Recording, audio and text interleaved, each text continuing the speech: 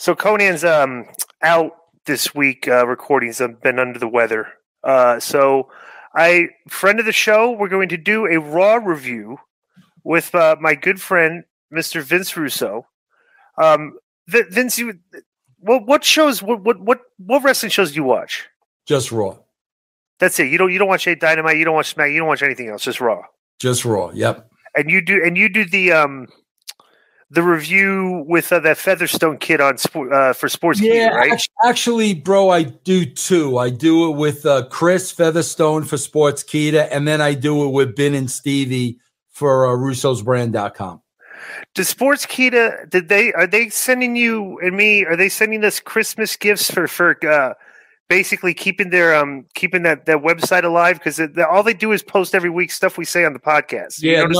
Yeah, absolutely. There should be something coming our way, bro. Yes, absolutely, man. Absolutely. I mean, we're keeping that site alive for crying out loud, right? Yeah. And bro, and they love when you say something controversial, you know? Right, yeah. So they're always getting me in all kinds of trouble, you know? Right. Well, me too. It's the same thing, you know? Yeah. Me, you, Conan, and Cornette are keeping those guys in business right now. Yeah, exactly. So this is what I do with how me and Conan do the Raw review. I basically just go over Jason Powell's review of the show. I don't read everything, but we use Jason Powell's review of the show because he's basically he's my favorite of all the dirt sheet guys. He's like funny, bro. He's got a great sense of you, bro. I've tried to do an interview with him so many times, and bro, he won't do one with me because of the heat he's gonna get with the dirt sheet writers. And I'm like, bro, unbelievable. That's ridiculous. That's ridiculous, man. You know, those people will like to use us for content, but they won't come on the show just to talk about these things. Exactly. Yep. Exactly. It's unbelievable. Yeah. All right, let's go over this Raw here. So Kevin Owens comes out, delivers a promo. He speaks about teaming with Drew and the Brawling Brutes for the Survivor Series, the War Games match, right? And he spoke about nearly beating Roman 3 times in the past. He said he was coming to take out the rest of the bloodline, so there'd be no one to stop him from kicking Roman's ass and taking his title. He said he didn't come alone, so his team comes out and Sheamus speaks. He says the War Games match would be painstaking and career-altering.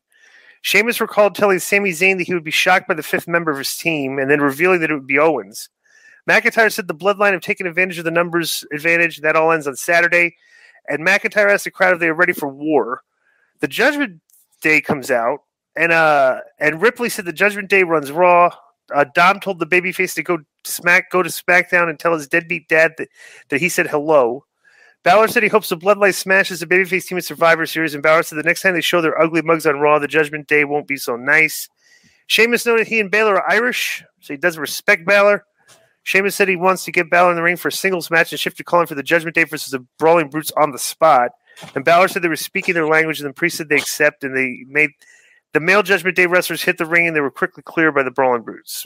And that's how they this is the old that I'm not a fan of.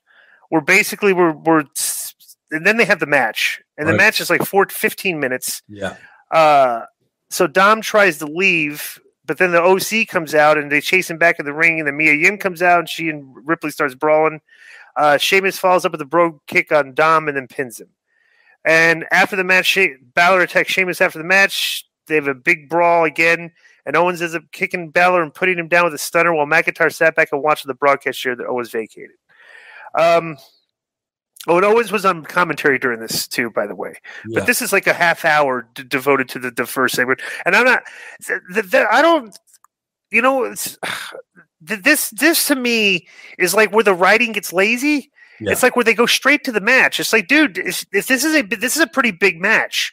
Like you got like all these guys. Like this is something you want to announce, tease later, and like come back with like an hour and a half later. Yeah. You know, like instead of like, because if people aren't watching this, they're kind of like they miss this, you know, and stuff. So I think it you know, I don't know. Well, Glenn, I think this has been.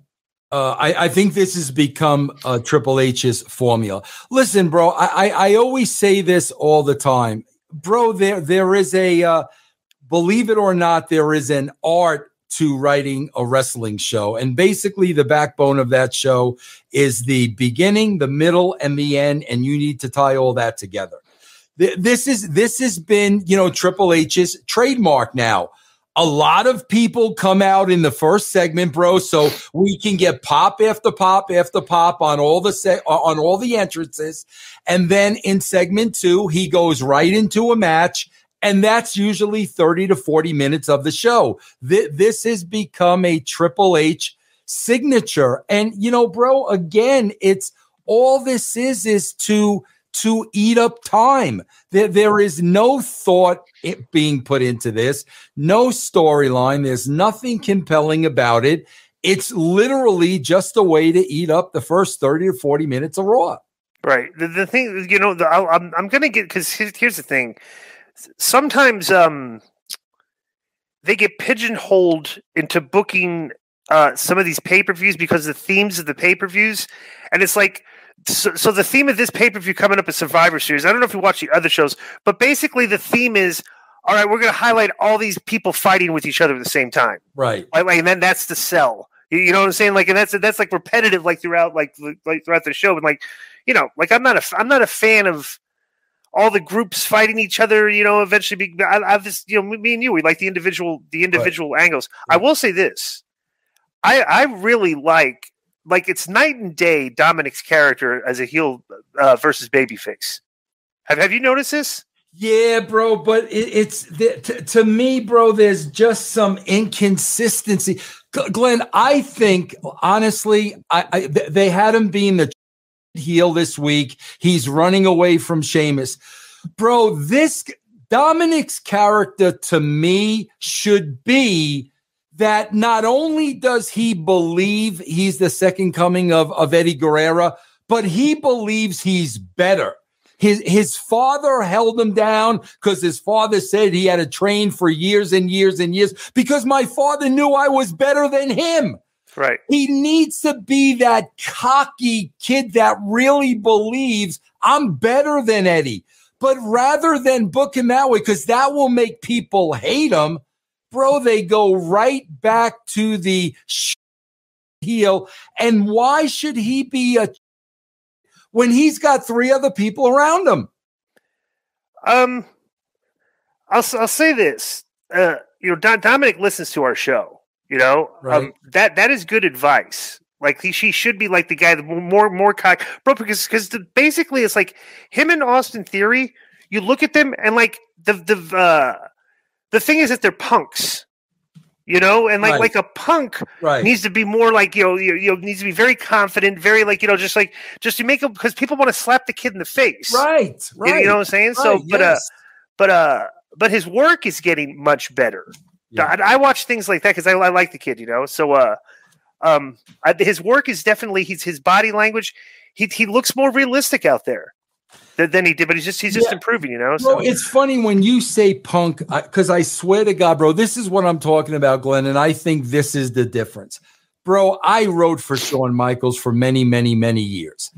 Bro, when Michaels was in a feud with The Undertaker, mm-hmm. Bro, Shawn Michaels would get right up in Undertaker's grill. He never ran from Taker because, bro, like in his warped, demented mind, he really believed he could take The Undertaker. And, bro, that's why people wanted to see Taker kick the shit out of him because he was disrespectful to him. He didn't run from him, and they wanted Taker to kill him. I just think Dominic would be a much more successful heel if they took that approach. Yeah.